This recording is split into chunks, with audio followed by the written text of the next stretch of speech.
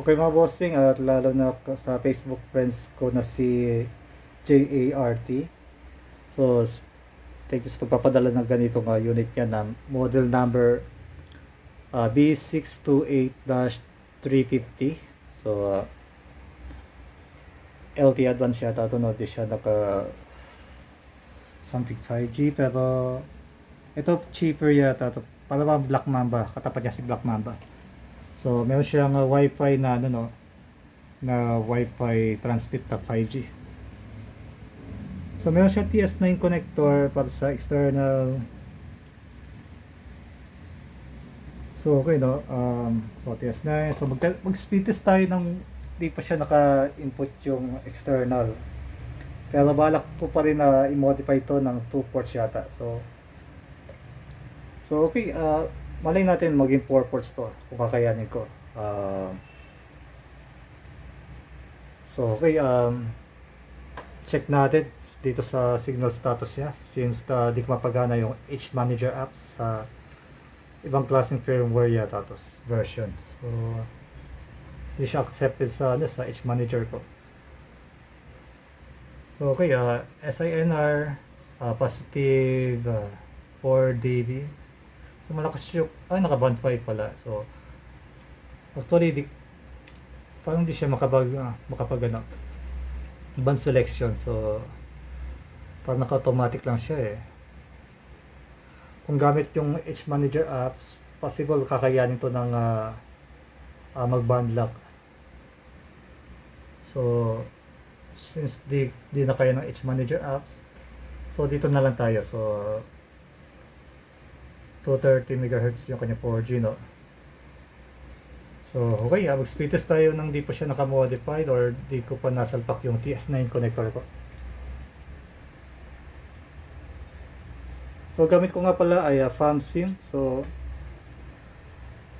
okay, speed test tayo. So sabihin na lang natin na tig dalawang speed test pag sigurado. So di lang dito sa Oklaw ko, di subukan natin sa fast.com. So ayan, nasa 47, 48, going up 50s. Okay, konti na mag-50 fps. So ayan. So ito nga pala yung aking hyperbolic. So okay. So dalawa yan.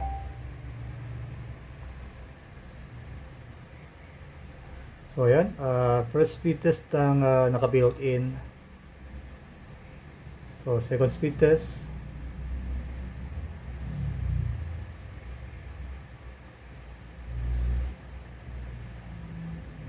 So parang stable naman siya. So going up sa 50. Oh, okay pa rin niya. So depende lang talaga sa location. Okay.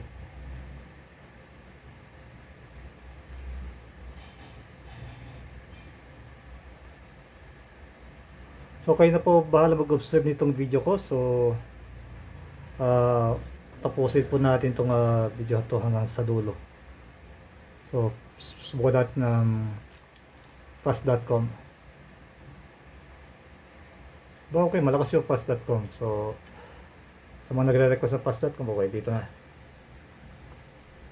So sa upload,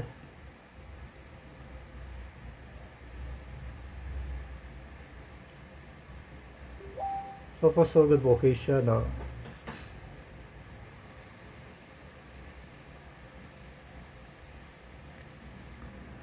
So sa pangalawa,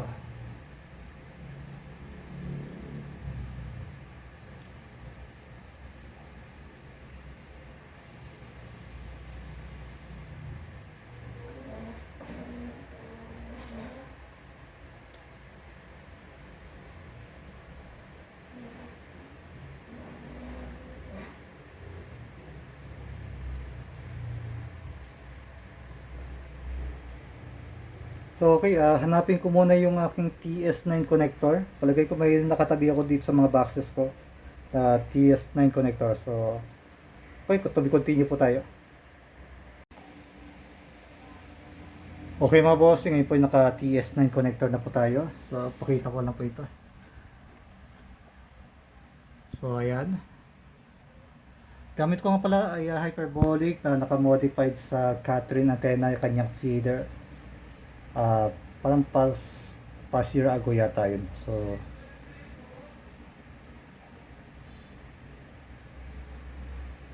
okay,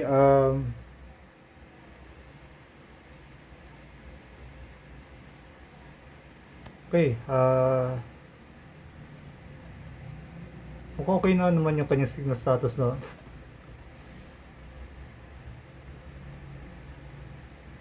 Wala pa rin pinagbago since naka band 5.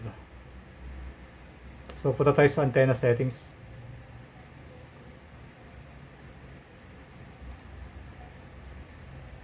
So naka-automatic, yun, detected yung kanyang external antenna na TS9. So okay, wag natin patagalin pa. So mag-speed test tayo.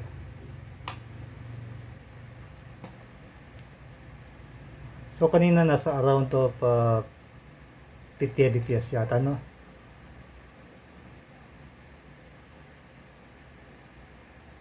So okay, tested naman yung kanyang TS9 connector.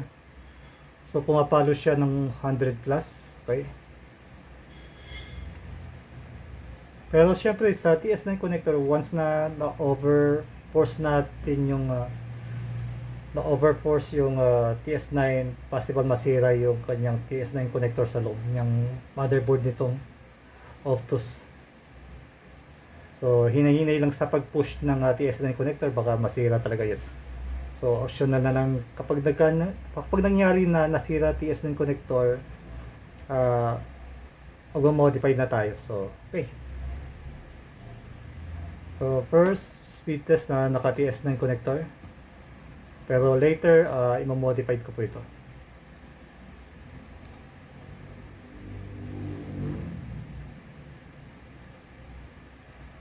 So stable naman maski pa paano. So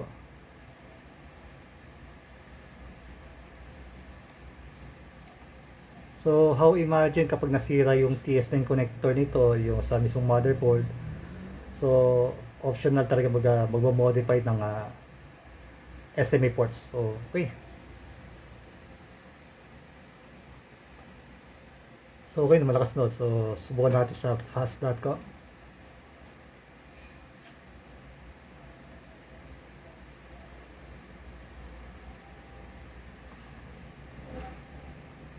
So okay, tested yung kanyang yung external.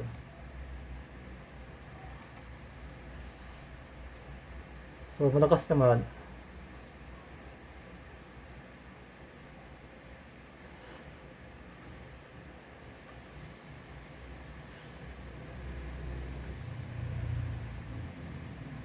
Pero kung ayaw niya mag-TS ng connector, so i-modified natin.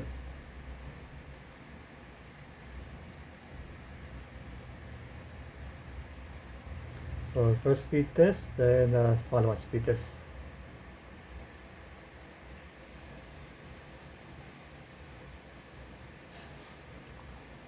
So okay naman siya. Compare kanina, nasa 50-60 Mbps.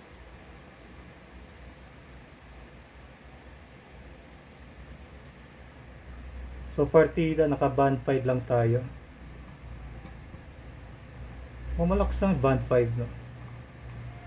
So punta tayo sa information ulit, baka nagbago yung kanyang band. Nagbago nga yung band. So naging band 1.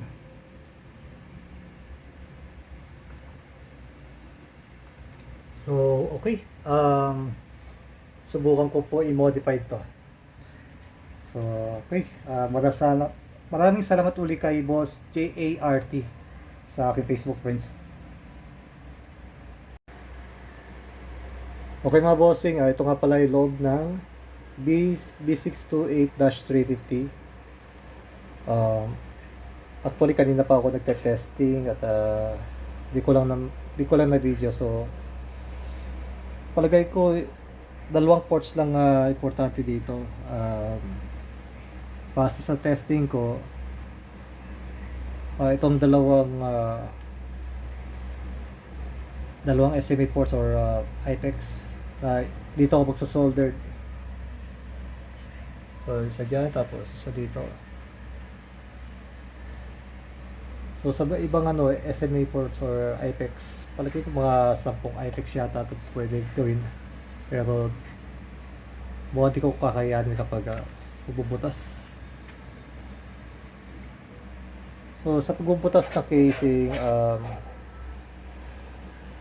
kasi mahirap to. So dito magbubutas, may madadamay dito. So ito madadamay ito sa dito. So possible banda dito yung SMA port, sa banda dito ay dalawa. So mag-uuka ko dito ng parang butas din para ipasak yung yung naka-soldered na IPEX. So okay So bahagyang bubutasan ko ito. So dito yun. So okay, so simulan ko na po. Continue po tayo. So okay, finally ito na po, inupa ko yung mismong itaas na to. So makikita niyo po yung dalawang butas na yun. Diyan ko ilalagay yung dalawang SMA ports na naka-soldered sa mismong PCB internal antenna. So gamit ko nga pala pambutas ay ito. So ito yung local na ano to Makita. So bili ko yata dito mga something 1.5. So di pa kasama itong butas na to, parang drill bit something pambutas. So okay, tsura niya. So i-finish ko na po ito sa next video ko.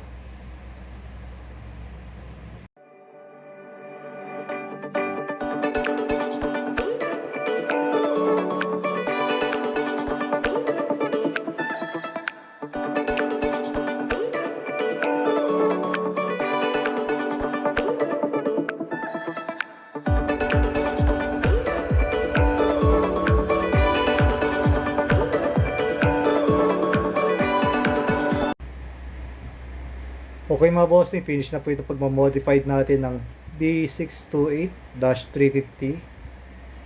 So ito na po yung 2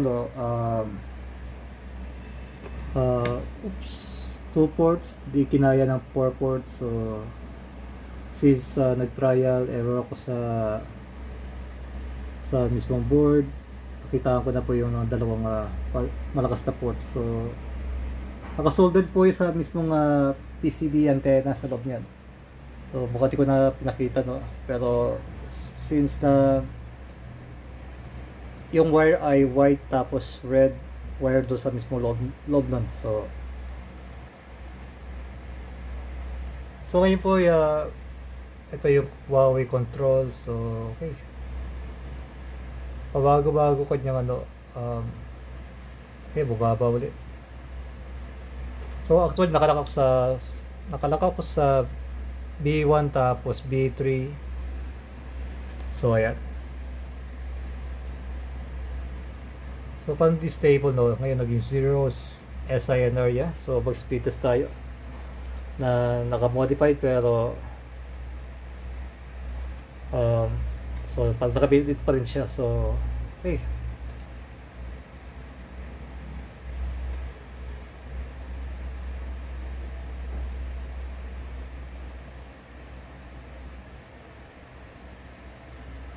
So ayan. Subukan natin dalawang speed test. Depende sa positioning palag ng okay.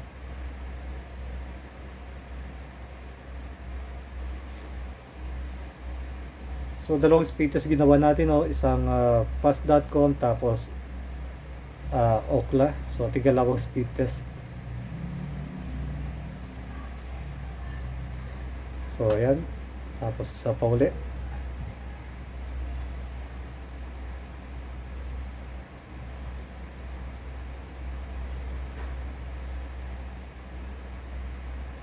So okay siya at kasi paano malakas pa rin. LTA plus na siya, so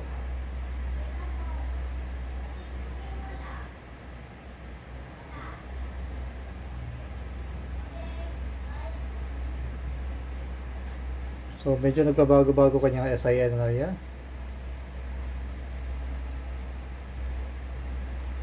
So up next ay fast.com na.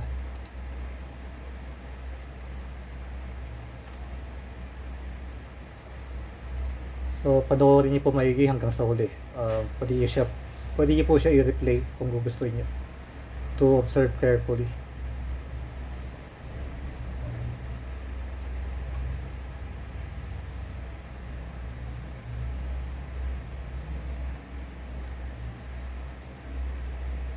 So tapos na tayo mag-speed test sa TS9, no?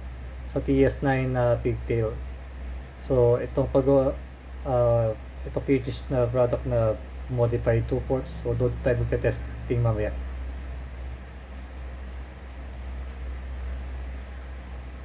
So unang speed test, tapos pangalawa yan ay sa fast.com.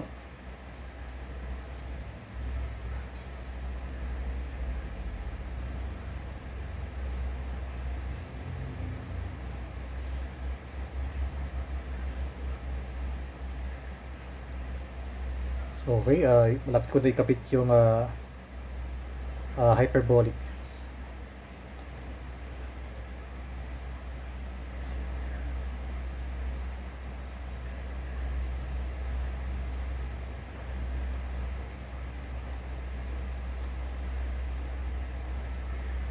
So okay, ikabit ko na po.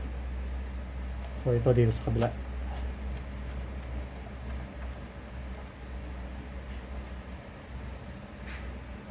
Pangalawa,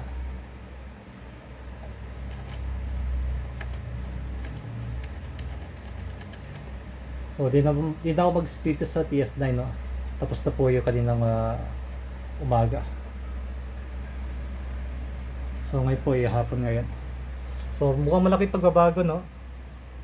Ba, tumaas yung SINR niya. Uy, 25.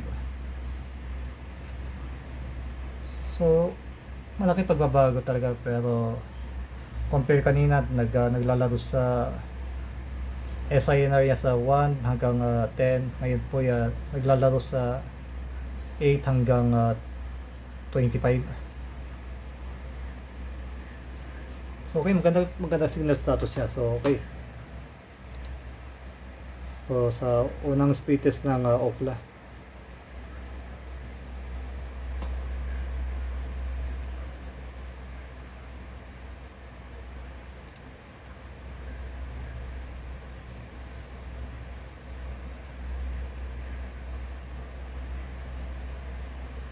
So for so good, mukhang 100 na.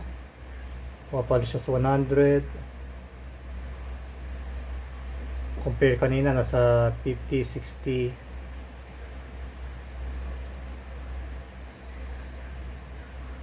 At mantakin nyo ay lumakas din yung kanyang upload. So i-upload kanina mga around 10 to 20 Mbps yata.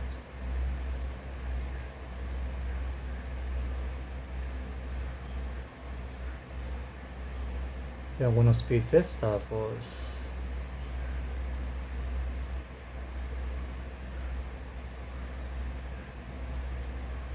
so mukhang stable naman, going up sa 120.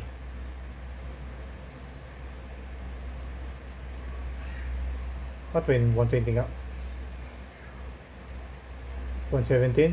Okay, so gumaganda yung kanyang signal status. Ayan, so magandang RSI niya. Okay, so okay, next yung fast.com.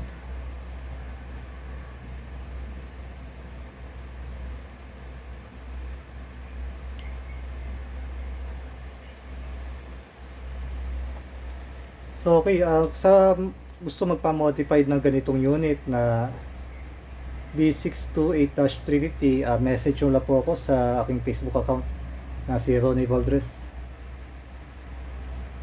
or even comment down below dito sa aking YouTube channel na si Mr. Ramos.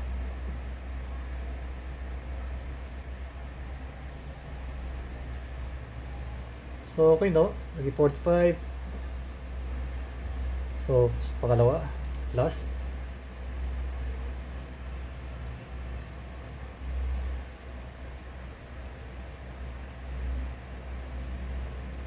Okay, stable. So mamili na lang kayo sa connector, either TS9 or even dito sa direct sa mismong built-in na SMA ports.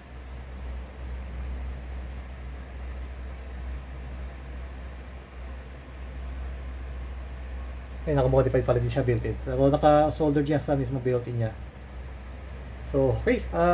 Successful yung pag-modify po natin. So, replay nyo lang po itong video na to para mapanood nyo po maigi. So, ang hatol ko, successful tayo dito. So, okay. Maraming salamat muli kay Boss JART sa pagpadala nitong unit na to. So, okay. Success po. Maraming salamat po at paalam po.